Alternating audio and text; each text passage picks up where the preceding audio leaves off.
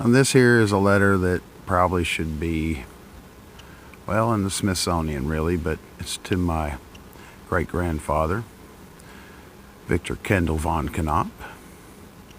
And it's about the yellow fever and how it was being handled in Cuba, and how they made great progress by not doing what the status quo did.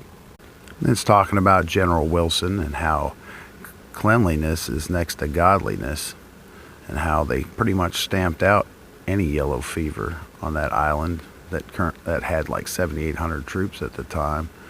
It's pretty neat. They prevented it entirely. And what he brought into question is, he talks about towns and cities are clean for once and whatever, but they talks about our streets, dirty backyard towns that don't get hard freezes, huh? Anyway, he talks about until he had made the acquaintance of General Wilson, I know that he was not only a peer but a superior, and yet so ignorant am I, like nearly all of us, of the history of my own country, that I had never heard of Wilson before. But for that matter, how many people had heard of Admiral George Dewey before the day of the fight at Manila, when he made his guns ring his fame around the world and made himself acquainted with us all? I have no doubt that Dewey was just as great a man all the time as he is now, but he had not had the opportunity to demonstrate it.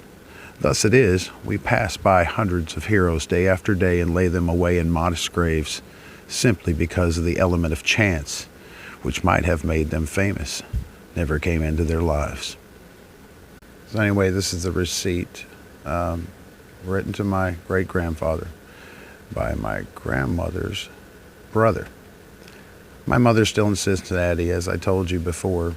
It will please me immensely if you will look her up when you are visiting there. John is in California, and I fear he will never again regain his lost health. My brother is in New York, just returning from a summer at Bath Beach with his family in New York City proper to entertain my sister, Mrs. Knapp. He will visit him while cousin George Dewey is in the metropolis, and this ends my family. I have no girl. I'm doing splendidly here, and he talks about his practice and so forth and so on. So those are my receipts, and I have other receipts as well. Don't I, Skipper? Yes, you did. An officer's saber, an 1856 Springfield musket. Years of letters to senators and congressmen and protection. Generational, actually. In fact, I've also done them as well.